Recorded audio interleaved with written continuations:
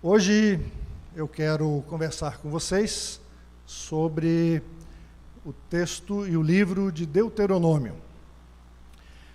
E nós vamos começar a estudar esse livro aos pouquinhos, quando houver oportunidade, à medida que Deus for também indicando, né, as possibilidades de estudarmos.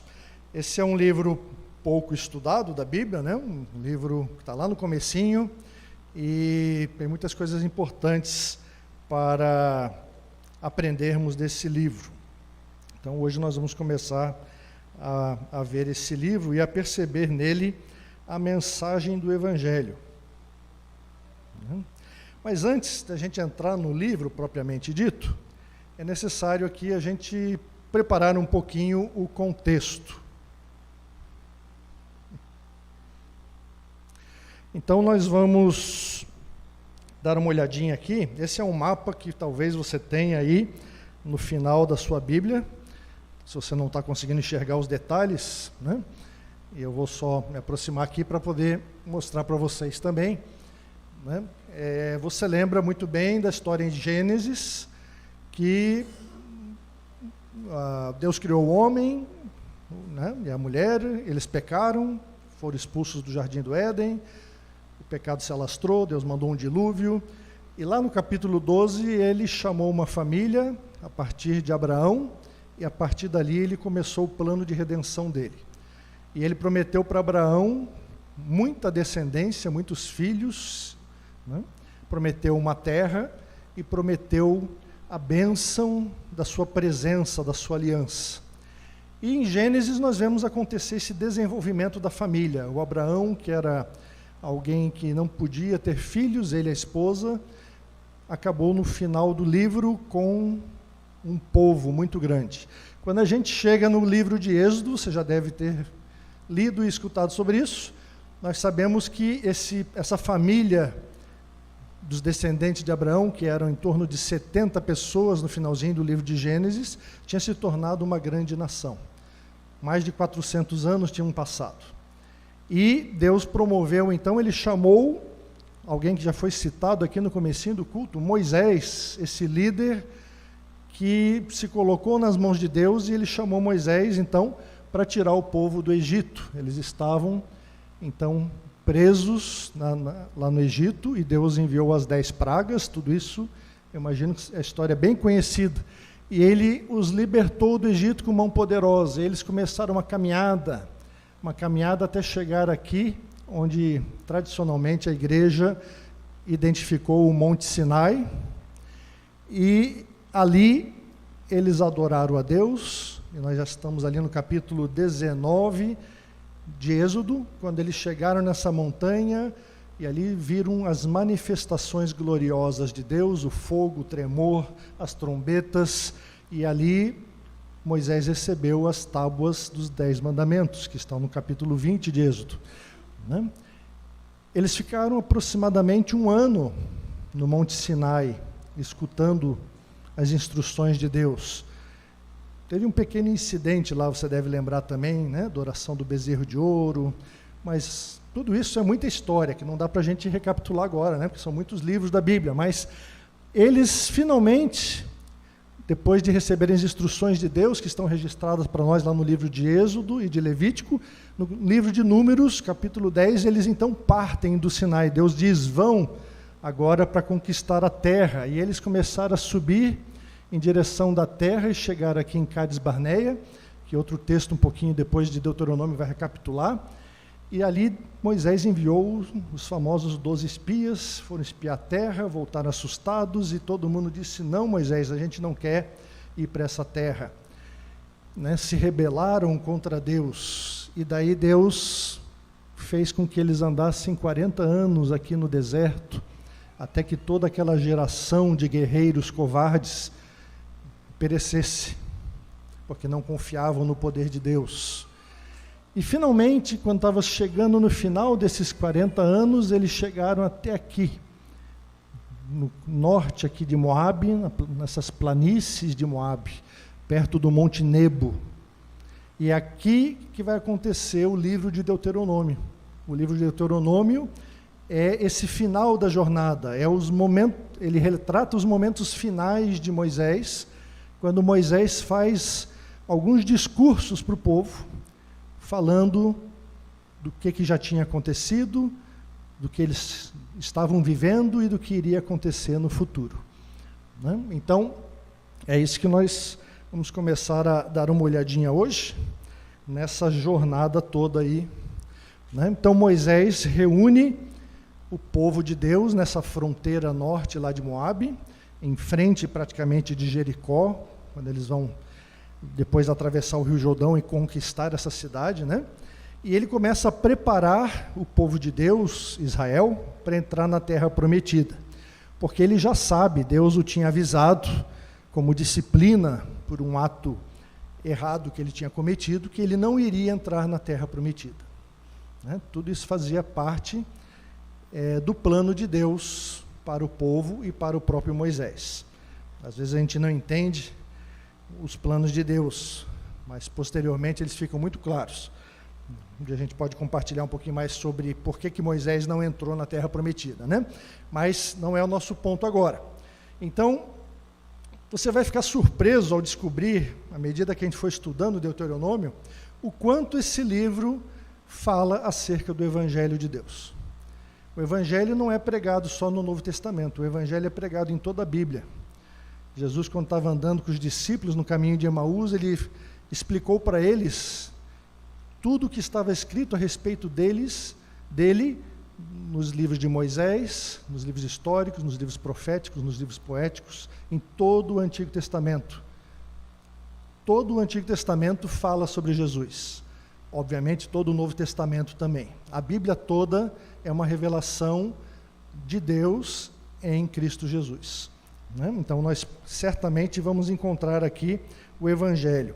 E eu quero convidar vocês, então, a ler o primeiro trechinho de Deuteronômio. Nós vamos usar a versão aqui da Nova Almeida atualizada, mas você pode acompanhar na Almeida mais tradicional, se você quiser, né? Mas temos aí projetado também o texto. Então, vamos ler lá. Deuteronômio 1, começa assim. São estas as palavras que Moisés falou a todo Israel, a leste do Jordão, no deserto, na Arabá, diante de Suf, entre Parã, Tofel, Labã, Azerote e de Zaabe. É uma jornada de 11 dias, desde Horebe até Cádiz Barneia, pelo caminho dos montes de Seir.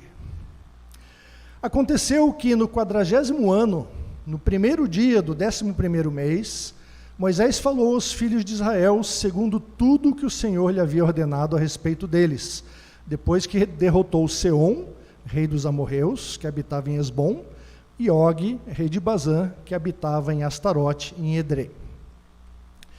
A leste do Jordão, na terra de Moabe, Moisés encarregou-se de explicar esta lei, dizendo: O Senhor, nosso Deus, nos falou em Horebe, dizendo: Vocês já ficaram bastante tempo neste monte.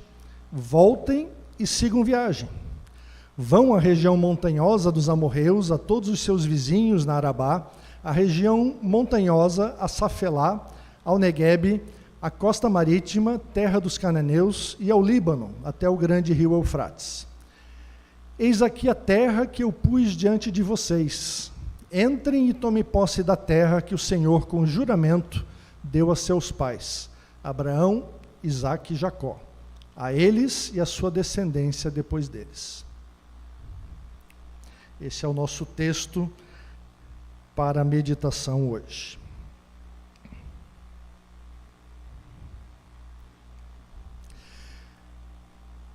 Moisés se destaca na Bíblia, tanto para os judeus hoje, né, aqueles que seguem a Deus, né, os judeus crentes que estão dentro do judaísmo, né, como um grande legislador, como um grande comunicador, como um grande profeta, aquele que recebeu a revelação de Deus lá no Monte Sinai, aqui chamado principalmente de Monte Horebe, né, é o mesmo monte, e comunicou essa revelação fielmente ao povo de Deus. Né? Mas nós podemos aprender muito com Moisés. Por quê? Porque nós também temos recebido a palavra de Deus. E esse é o nosso papel aqui de atualizar e aplicar essa mensagem. Assim como Moisés, nós recebemos a revelação de Deus. A nossa revelação não foi recebida no Monte Sinai. Você pode até ir lá, eu tive o prazer de ir com minha esposa, mas Deus não está lá escrevendo mais tábuas de pedra para você trazer para o povo. Deus já trouxe a sua revelação, Ele a deu a Moisés, Ele a deu aos profetas, aos apóstolos, e agora ela está registrada na Bíblia. E você tem acesso a essa Bíblia. Mais do que nunca, hoje, nós temos muitas versões da Bíblia para poder acessar, para poder ler, para poder estudar. Como que nós podemos ser comunicadores fiéis? Como que nós podemos transmitir essa mensagem do mesmo modo que Moisés transmitiu? Porque Deus tem nos chamado a esse mesmo papel, né? É isso que nós vamos dar uma olhadinha hoje.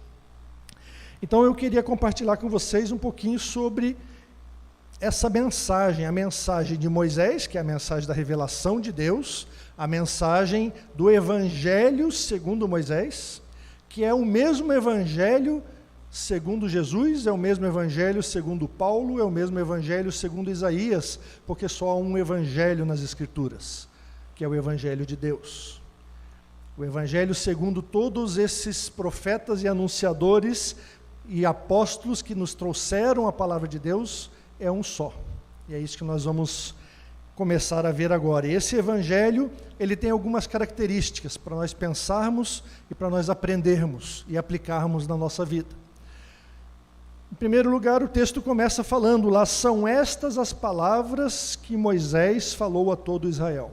Lá no primeiro versículo. São estas as palavras que ele vai começar a discorrer e escrever nesse livro. Quais palavras? As palavras de Deus. Moisés é o porta-voz oficial de Deus, é o seu maior profeta, como eu falei. E nós somos chamados a isso também.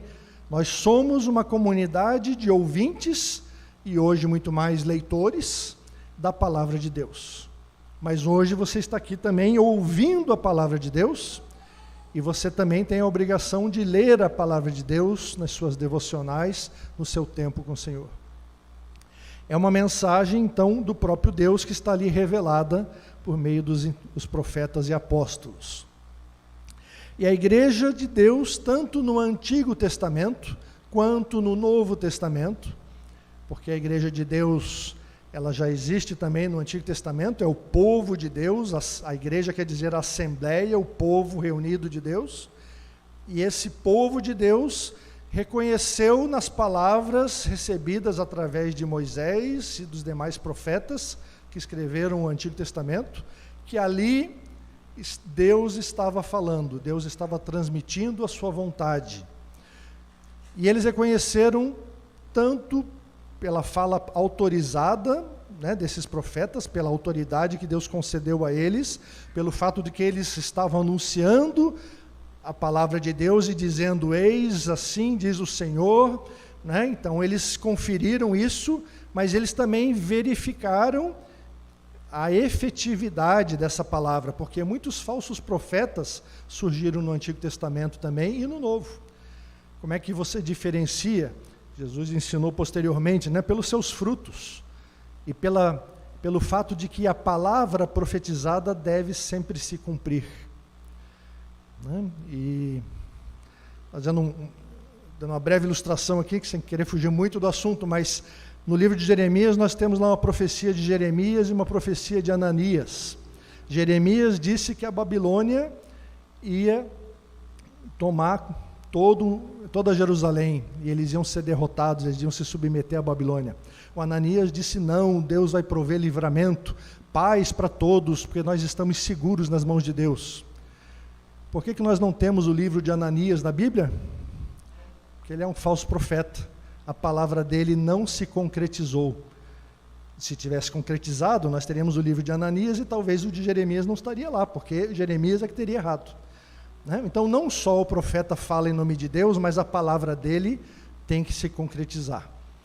E é por isso que a igreja reconheceu a inspiração divina dos livros bíblicos e reconhece que nessas palavras há vida e salvação. Como os discípulos falaram para Jesus, quando Jesus disse, vocês também querem ir embora? lá em João 6, e Pedro falou, mas Jesus, só tu tens as palavras de vida. As palavras de Deus são palavras de vida e salvação para nós.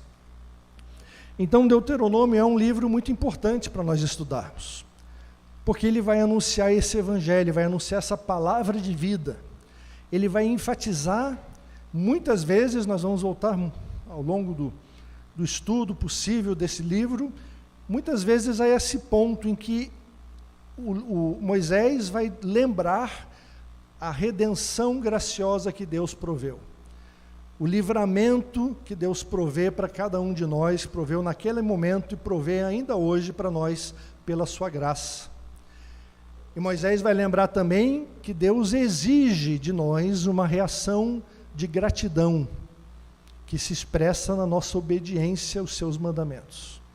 Então o evangelho que Moisés está pregando, que vem de Deus, é um evangelho que vai falar dessas duas coisas, da salvação, do livramento e da nossa reação de obediência. Mas nós percebemos, continuando um pouquinho o texto, que Moisés começou então a registrar aqui, que essas eram as palavras que ele falou, tem uma porção de locais ali citados no texto, mas ali no versículo 2, ele começa a dizer assim que o texto, registra uma jornada de 11 dias, desde Horebe, que é o Monte Sinai, até Cades Barneia, aquele ponto onde eles se rebelaram, pelo caminho dos montes de Seir. Aconteceu que no 40º ano, Moisés falou aos filhos de Israel. Então, o texto está claramente fazendo um contraste, dizendo assim, olha, se vocês não tivessem se rebelado, se os pais de vocês não tivessem rebelado, em 11 dias nós teríamos vindo de Cades Barneia até aqui.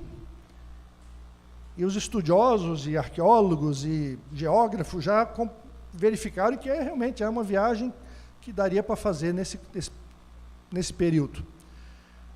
Mas em vez de gastar 11 dias, eles gastaram 40 anos, arredondando. Por quê? Por causa da rebeldia. Que a viagem de Israel para entrar no descanso de Deus na terra prometida, ela foi demorada, porque o pecado foi junto. E quando a gente carrega o pecado, o saco do pecado que o Irani comentou, a viagem é muito demorada, a viagem é longa, ela é dolorida, porque o pecado vai junto e a rebeldia vai nos afastando de Deus. Então essa mensagem de Deus, ela não é nova.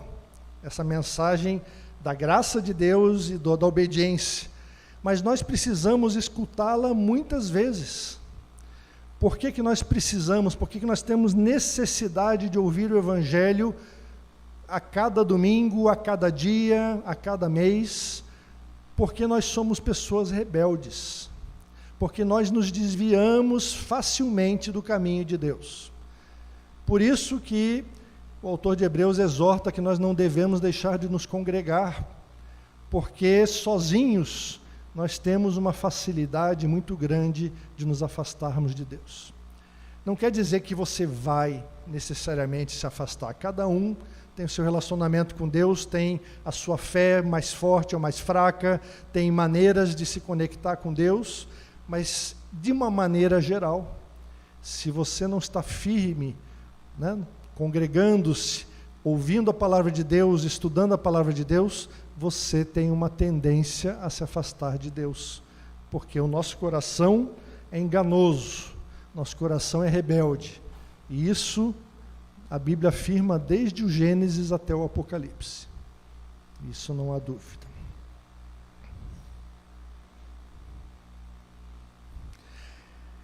Outra característica da mensagem do Evangelho é a sua exatidão. Moisés começou a falar no 40º ano aos filhos de Israel, segundo tudo o que o Senhor lhe havia ordenado a respeito deles. Está lá no versículo 3. Moisés comunicou exatamente o que ele aprendeu. Ele não podia alterar o conteúdo, porque a mensagem é uma mensagem de Deus, não é dele. não foi Moisés que inventou aquelas coisas para falar. Não foi Moisés que teve sabedoria, né? Não foi como os grandes filósofos do passado, Platão, Aristóteles, talvez Confúcio, tantos outros, que falaram da sua própria sabedoria, meditaram durante muito tempo e falaram as suas próprias verdades. Moisés falou as verdades de Deus, ele subiu ao monte e lá, encontrando-se, como foi citado, com a glória de Deus, recebeu as tábuas dos mandamentos, recebeu instruções de Deus sobre como que o povo dele deveria viver na sua presença. E por isso essa ordem, a ordem de não alterar o conteúdo, ela é importante, e ela é repetida pelo menos mais 2 vezes ali no livro de Deuteronômio e também lá no final de Apocalipse, já deve ter lido lá. Nós não podemos alterar nada do conteúdo da mensagem de Deus, porque não é a nossa mensagem, nós somos apenas comunicadores, nós somos pessoas que foram chamadas para falar a mensagem de Deus. Por isso, para ser fiel, o cristão precisa ouvir o que Deus diz em sua palavra, para não distorcer essa mensagem que ele precisa comunicar. Um outro atributo dessa mensagem do Evangelho é o conteúdo. E Moisés começa a falar ali no versículo 4, ele falou segundo tudo que o Senhor lhe havia ordenado, e diz lá, depois que o Senhor então derrotou Seom e Og, são 2 reis, você vai ver a história deles lá em Números, né? Nós não vamos entrar nessa história agora, mas não apenas Deus já tinha livrado Israel do Egito, mas também o livrou de reis que eles encontraram no caminho, reis que fizeram oposição à marcha de Israel. E Deus continuou com Israel, continuou firme, livrando e guardando o seu povo. Então, a mensagem de Israel se refere a esses grandes feitos de Deus, aquilo que Deus fez, mas também a tudo aquilo que ele falou. Por isso depois ele vai dizer, vai começar lá no versículo 6 a dizer, o Senhor Deus nos falou. Mas o nosso Deus não é um Deus apenas que fala, ele é principalmente um Deus que age. Então, assim como Deus libertou Israel do Egito, ele libertou a geração anterior, ou seja, os pais daquelas pessoas que agora o ouviam lá na planície de Moabe, ele tinha libertado os pais. Passaram-se 40 anos, agora ele está falando com os filhos. E ele está dizendo, olha, Deus libertou os pais de vocês lá no passado, Deus agora libertou vocês também do Seom, do Og, desses reis, de tantos outros perigos no deserto, e ele vai repetir isso várias vezes, do sustento que Deus deu, de todas as tribulações que eles passaram, mais para frente no livro, e Deus os conduziu até o Horebe, para vocês ouvirem os seus mandamentos. Agora, Moisés está falando com a geração atual, sobre esses livramentos miraculosos que Deus efetuou na própria geração deles. Porque era importante também que eles tivessem suas próprias experiências com Deus. Algumas vezes a gente fica preso no passado, e a gente fica lembrando das coisas que Deus fez na época dos nossos pais, e as coisas que Deus fez quando eu era criança pequenininha, ou quando eu era adolescente, ou quando eu era jovem, as coisas que Deus fez há 10, há 5 anos atrás. Mas nós precisamos ter um relacionamento com Deus em que Ele faz coisas conosco e por nós todos os dias. Todas as semanas, Deus quer ter um relacionamento vivo conosco, um relacionamento contínuo, porque o nosso Deus é o Deus que age, é o Deus que fala e é o Deus que age. E o Espírito de Deus que habita em nós está sempre nos transformando, sempre nos levando a crescermos em direção à maturidade, em direção a sermos semelhantes a Jesus, como nós vimos em outra ocasião.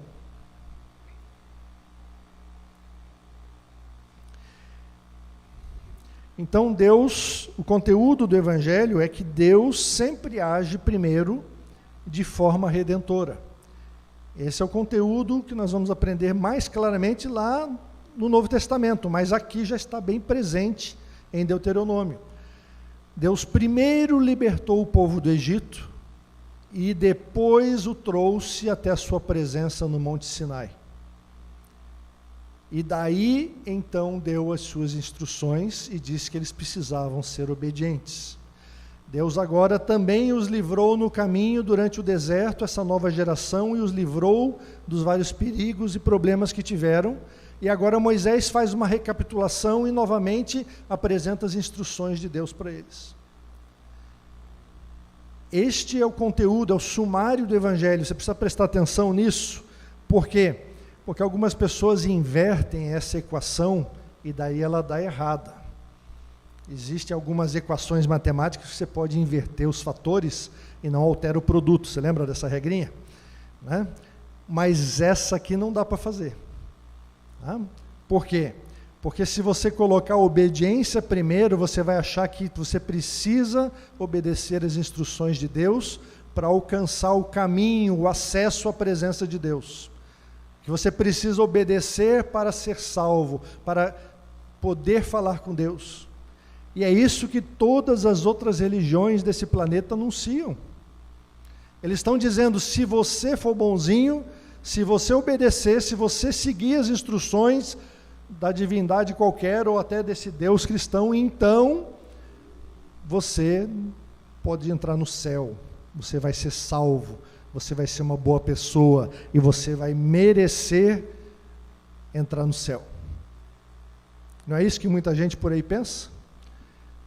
Só que isso não é o Evangelho que está escrito na Bíblia, isso é o anti-Evangelho. Isso é o contrário do Evangelho, porque o Evangelho está dizendo, primeiro Deus nos salva, primeiro Deus nos livra do Egito. Ele não impôs condição nenhuma para Israel, exceto a de que crescem nele, no poder libertador dele, e que ele ia tirá-los de lá. Né? E eles passaram nas portas lá o sangue do Cordeiro, tudo isso muito figurado, muito simbólico daquilo tudo que aconteceu lá no Novo Testamento, e através desse ato de fé, de confiança, eles colocaram nas suas vidas nas mãos de Deus e puderam começar essa jornada de livramento da escravidão, de libertação do Egito. Mas Deus não disse assim, olha, aqui eu já tenho um esboço dos 10 mandamentos, que depois eu vou escrever em pedra para vocês, eu já tenho também uma lista de várias coisas para vocês fazerem, e as festas que eu quero que vocês comemorem, já tenho a Constituição, e se vocês concordarem, assinarem aqui essas 20 páginas de mandamentos que eu tenho, que vocês vão obedecer tudo direitinho, então eu tiro vocês do Egito. Não foi isso que Deus fez. Né?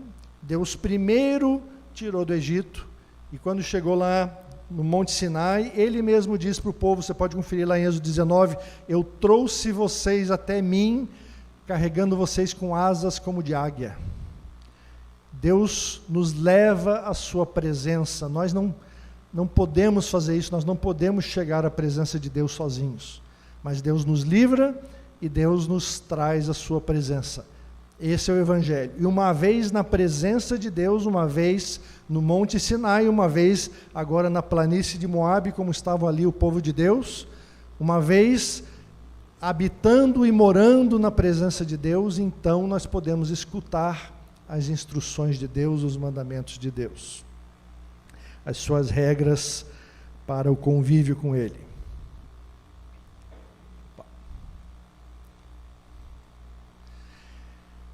Então não há salvação pela obediência, é sempre pela graça.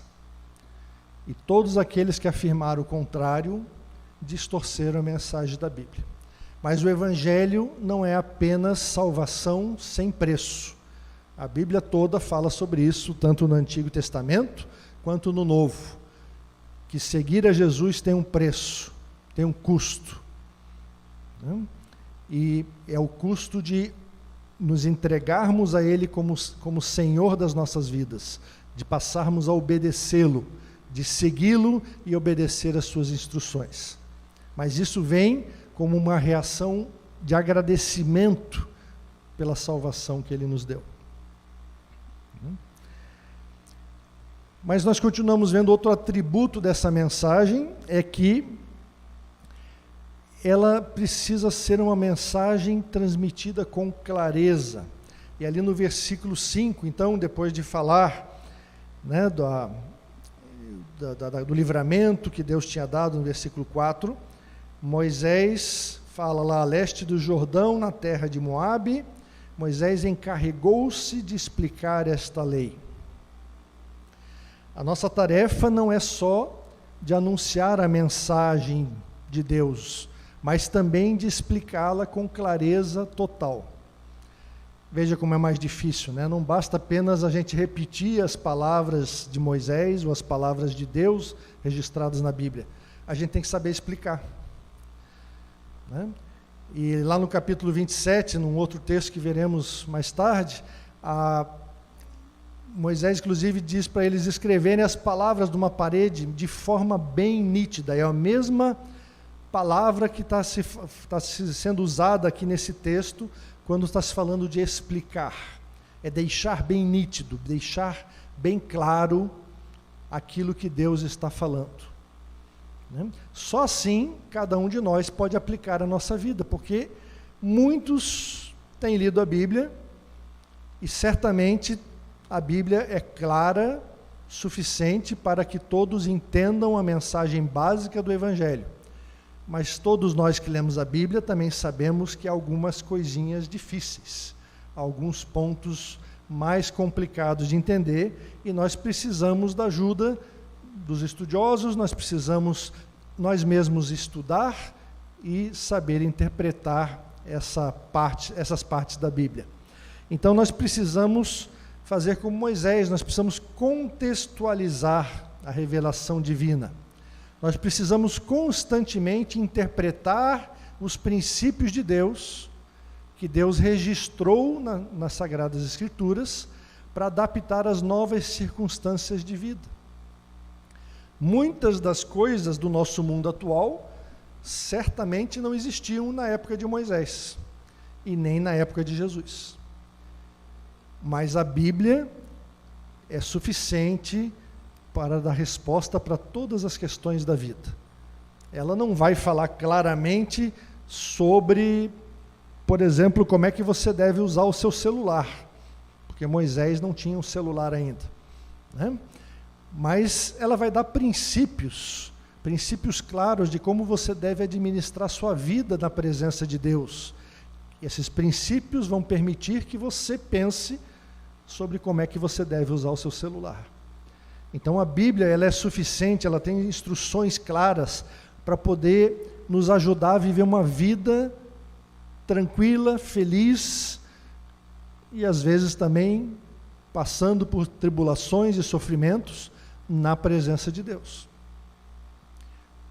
Mas nós precisamos saber fazer essa contextualização.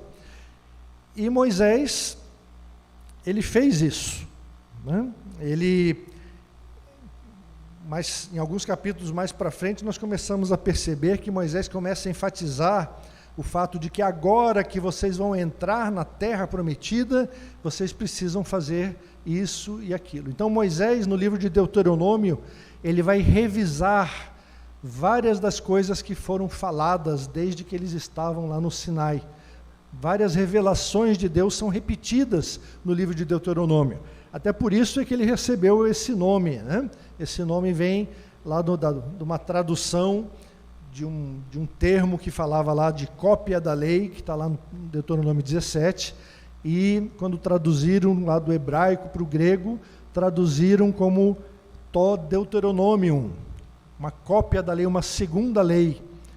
E esse nome foi passado para o latim e chegou até nós hoje como Deuteronômio. Deuteronômio significa segunda lei, mas não é uma lei diferente, é uma cópia, uma revisão, é um resumo. Deuteronômio se caracteriza como um resumão de tudo aquilo que Deus revelou do Gênesis até Números. Então, os 4 livros anteriores são resumidos ali no Deuteronômio. Então, você lendo Deuteronômio, você já tem ali a preparação, né, para aquela prova, aquele resumão que a gente faz para poder, né, prestar a prova, porque você já sabe que está tudo condensado ali. E mais para frente a gente vai ver que Deuteronômio é tão importante que ele serve como ponte e como porta para todos os demais livros da Bíblia. Deuteronômio é um dos livros, alguns autores e comentaristas chegam a dizer que é o livro mais importante teologicamente do Antigo Testamento. Ele é tão importante no Antigo Testamento quanto Romanos é no Novo Testamento. Assim como Paulo explicou a sua teologia e deixou mais claro e elaborou o que era o Evangelho e a justificação pela fé lá em Romanos, assim Deuteronômio elaborou o Evangelho revelado por Deus até aquele momento e o fez de tal maneira que resumiu toda a Torá e preparou a teologia que todos os demais livros do Antigo Testamento vão seguir. A revelação de Deus que marca os livros históricos, os livros proféticos, os livros poéticos. E marca o Novo Testamento, porque Jesus citou muito Deuteronômio, Paulo citou muito Deuteronômio, Deuteronômio formou a teologia do restante da Bíblia. Mas a gente começa a perceber, voltando a essa questão da contextualização, que Moisés, ele não apenas repetiu aquelas coisas que estavam já reveladas, ele precisou contextualizar. Por quê? Porque lá em Êxodo nós temos o registro da revelação de Deus, quando eles estavam reunidos na montanha de Deus, no Sinai. E Deus deu as instruções, mas umas instruções, em muitos casos, mais adaptadas ou mais especificadas para a vida inicial deles no deserto.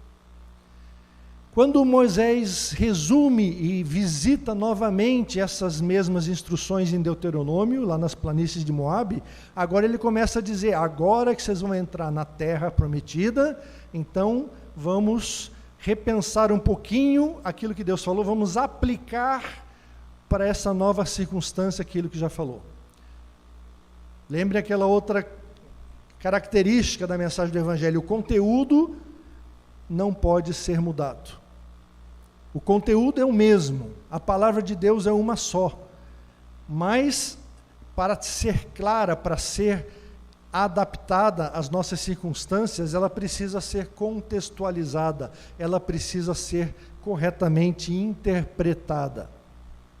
Por isso nós precisamos fazer isso também, como Moisés fez nesse exemplo e como os profetas fizeram mais tarde, para as circunstâncias que o povo viveu, nós constantemente precisamos interpretar os princípios de Deus revelados nas Sagradas Escrituras e entender como que nós vamos aplicá-los à nossa realidade. Senão a mensagem de Deus não vai fazer sentido.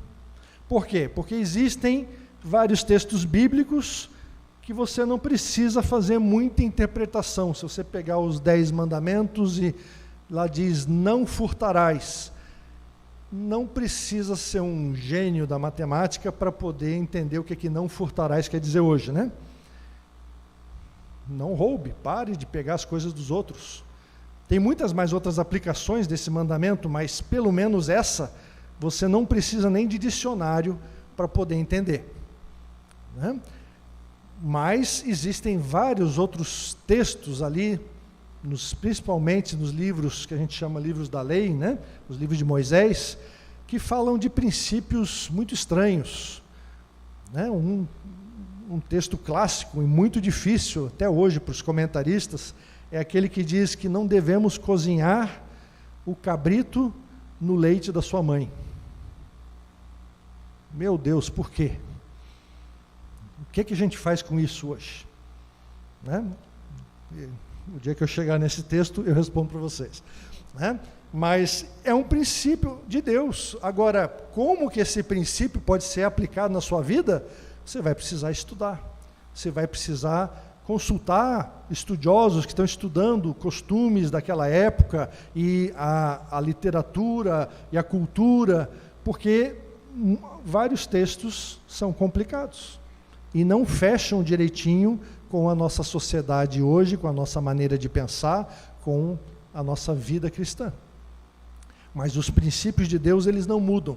O conteúdo é o mesmo, mas a gente precisa contextualizar, a gente precisa saber interpretar. Finalmente, aqui o objetivo dessa mensagem do Evangelho, dessa lei. E lá no versículo 5, nós tínhamos visto que Moisés encarregou-se de explicar essa lei. Precisa explicar com clareza e precisa explicar esta lei. E aqui compete explicar para vocês que essa palavra lei, que é traduzida, especialmente dessa maneira na versão Almeida, ela traduz o vocábulo hebraico Torá, que talvez você já tenha ouvido falar. Os judeus chamam os 5 livros de Moisés de Torá. Nós chamamos de Pentateuco, os 5 volumes. Mas quer dizer a mesma coisa. E geralmente nas versões, tanto em inglês quanto em português, esse vocábulo Torá é traduzido como lei. Mas o significado desse vocábulo é instrução, ele vem do verbo que quer dizer ensinar, atirar uma flecha e apontar a direção para onde você deve seguir. Então, por isso em Deuteronômio você vai encontrar muitos textos em que Moisés aparece ensinando e muitos textos que aparecem dizendo que o povo está aprendendo, o povo aprendeu a ouvir essas coisas. Porque esse processo todo de comunicação da mensagem de Deus é um processo de ensino, é um processo de trazer as instruções de Deus. Por que isso é importante? Porque muitas vezes, para não dizer quase sempre, entender a mensagem de Deus como lei gera no crente uma reação legalista. E ele começa a ficar preocupado se ele está obedecendo ou não a lei de Deus, porque a lei direciona e esmaga e oprime a vida dele. E ele começa a se sentir culpado e muitas vezes duvida se ainda permanece salvo, porque ele tem desobedecido a lei de Deus. E não é isso que a Bíblia ensina. Quando a gente desobedece a lei de Deus, a gente precisa de arrependimento, a gente precisa de confissão de pecados, mas Deus não corta o relacionamento dele conosco por causa dessa desobediência.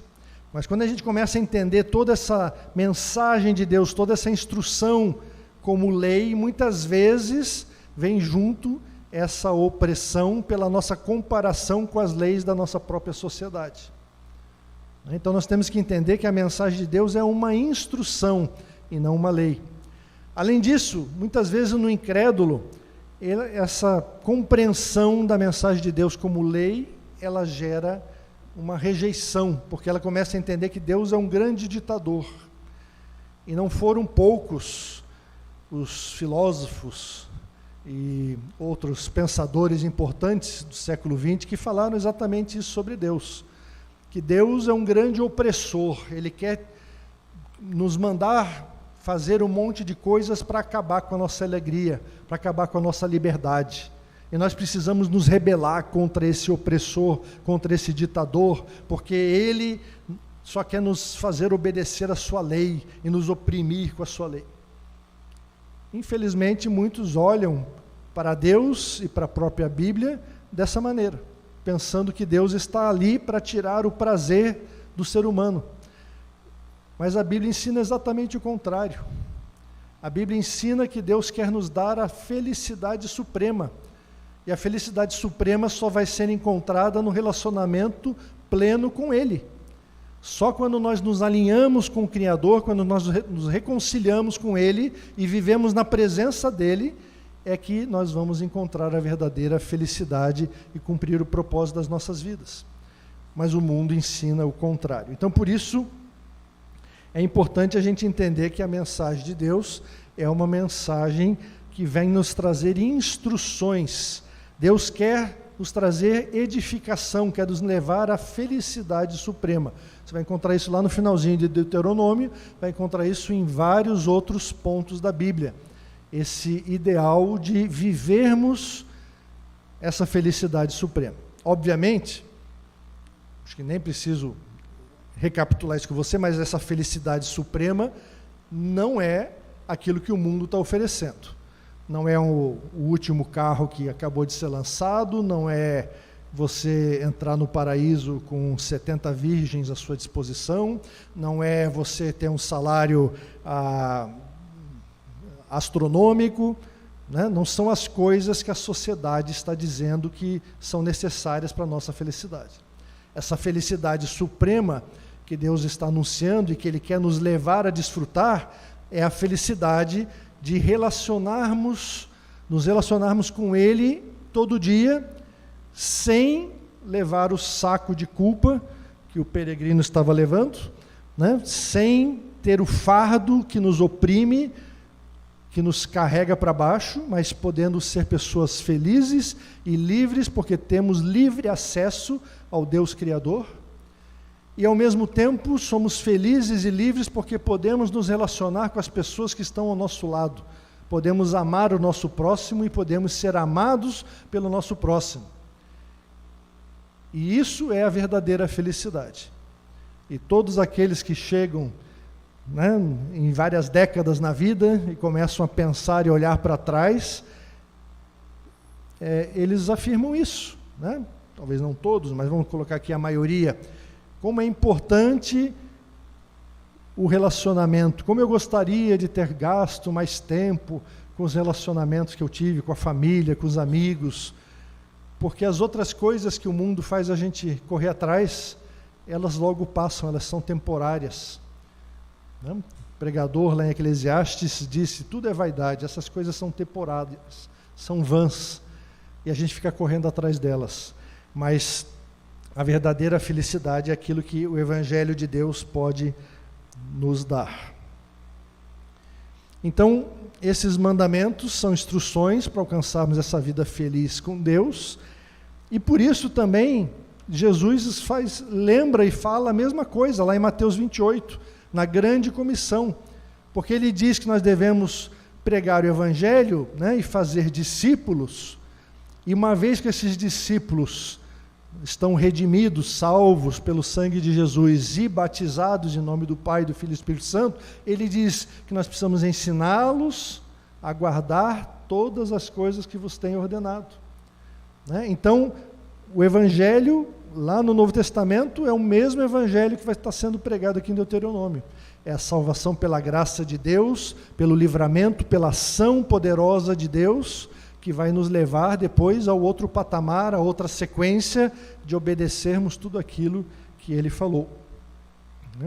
E é exatamente esse último passo, a última qualidade que nós temos aqui dessa mensagem, que é a sua consequência.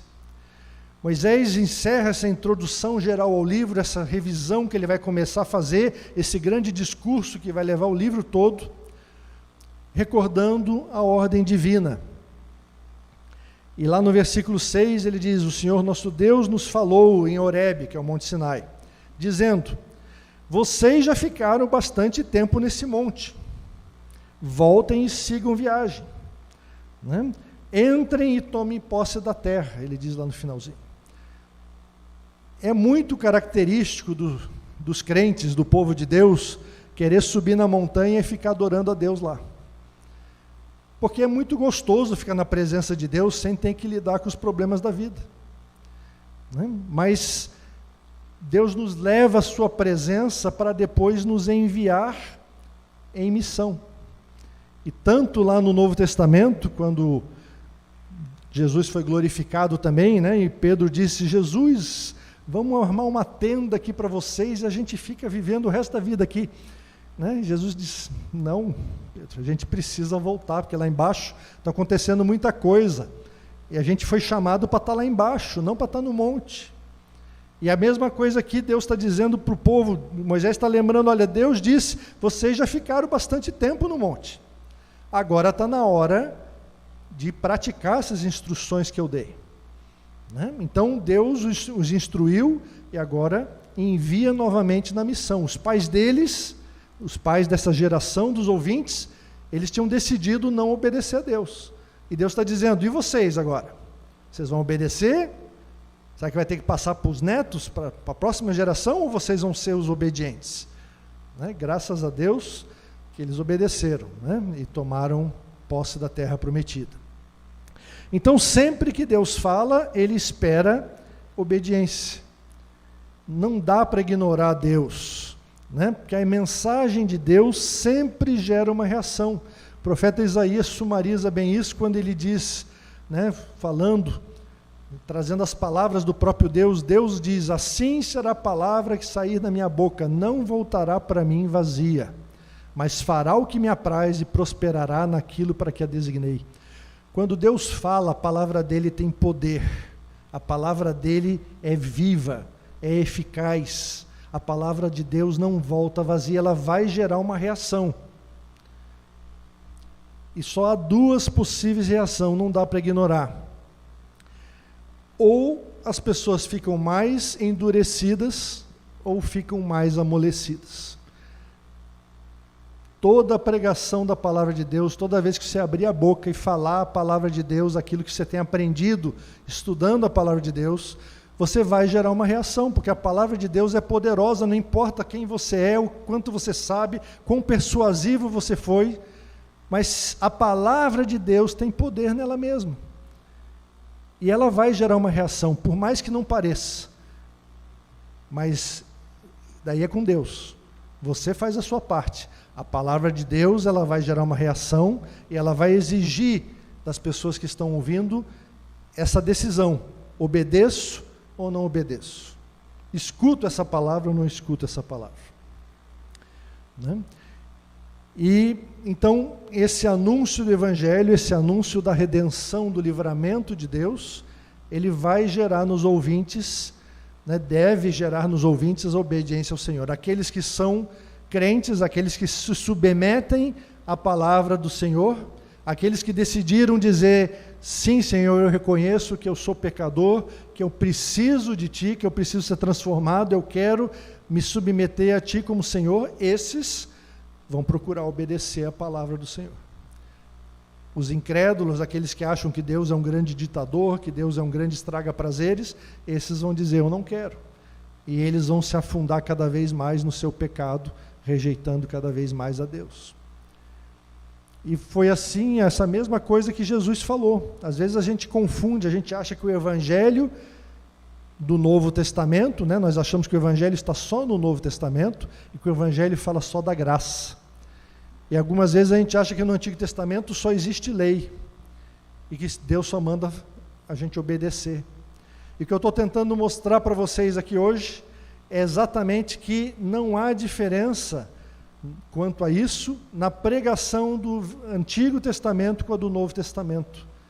O Antigo Testamento prega a graça de Deus, prega o Evangelho de Deus. E o Novo Testamento também prega a lei de Deus. Porque é isso que Jesus está dizendo. Jesus ofereceu-se por nós, derramou seu sangue por nós, sem exigir nada, mas ele disse aos discípulos: se alguém me ama, guardará a minha palavra. Quem ama Jesus obedece os mandamentos de Jesus. O princípio é o mesmo. Você vem pela graça, mas uma vez que você está na presença de Deus, Deus está dizendo: se você obedecer às minhas instruções, você vai crescer, você vai ser transformado. É isso que esses versículos iniciais têm aí para nos orientar, para nos começar, nos fazer pensar sobre a mensagem do Evangelho. Para poder fechar bem, para você lembrar de tudo isso, eu quero fazer um breve resumo. A prova. Ver se você prestou atenção. Né? Então, no primeiro item, nós aprendemos um princípio, que é que a palavra que nós temos na Bíblia, ela vem do Senhor Deus. Como é que nós aplicamos isso na nossa vida? Nós devemos reconhecer que essas são palavras divinas de vida e salvação. Nós vimos que nós temos necessidade dessa mensagem, porque o nosso pecado resiste à palavra de Deus, nos afasta da palavra de Deus. Então nós devemos escutar a palavra de Deus repetidas vezes, para não nos afastarmos dele. Nós aprendemos que a transmissão desse Evangelho deve ser fiel, segundo aquilo que Deus falou. Então não altere nem distorça o conteúdo da palavra. Nós aprendemos que o conteúdo do Evangelho é a redenção graciosa que Deus nos deu e que exige uma reação de obediência agradecida, de louvor, de gratidão e de obediência. Então, não obedeça para ser salvo, mas sim porque já foi salvo. Não esqueça disso e corrija os irmãos que andam por aí anunciando um evangelho falso, dizendo que é preciso obedecer para poder ser salvo, porque não é isso que a Bíblia fala. Nós vamos obedecer porque amamos a Deus, porque já fomos salvos pela sua graça. Depois nós vimos ali na clareza que é preciso explicar bem a palavra de Deus. Nós precisamos aprender a contextualizar os princípios eternos de Deus com boas regras de interpretação, com bom estudo da palavra. Nós aprendemos também que a palavra de Deus não é lei, mas sim instrução. Ela visa gerar em nós a vida. Então, ouça a instrução divina para você ser feliz a partir de agora. E finalmente nós vimos aí que Deus exige obediência às instruções que Ele deu. Então, obedeça para você crescer em maturidade e no amor a Deus. E eu termino então com uma frase que está lá no final do livro de Deuteronômio. Escolham, pois, a vida. Nós vamos chegar lá nesse momento em que Moisés coloca as opções para eles e ele exorta, escolham a vida. E é isso que nós vamos ter que repetir várias vezes aqui ao lermos juntos Deuteronômio. Escolha a vida, escolha aquilo que Deus está oferecendo, porque a palavra de Deus vai transformar a sua vida, vai fazer com que você se relacione melhor com a sua família, vai fazer com que você se relacione melhor com seus amigos, você vai se relacionar com o próprio Criador de uma maneira melhor, você vai alcançar a verdadeira felicidade ao escutar as instruções de Deus, ao escolher a vida que Deus tem para oferecer. Essa é a mensagem que eu gostaria de compartilhar com vocês, mensagem da palavra de Deus, e gostaria de encerrar esse momento com uma breve oração. Senhor Deus, obrigado pela Tua palavra registrada por Moisés, obrigado porque Tu tens nos chamado a atenção para a Tua graça, para a Tua misericórdia, para o livramento que tens produzido no passado e também no presente. E nós Te agradecemos por esse livramento, pela salvação que temos em Cristo Jesus. Nós pedimos que Tu continues nos livrando, nos transformando e principalmente gerando em nós um coração agradecido, um coração obediente, um coração que se submete às Tuas instruções, para que possamos crescer e sermos maduros em Cristo Jesus. Por isso que eu Te peço para todos nós aqui reunidos, para aqueles que nos acompanham, em nome de Jesus. Amém.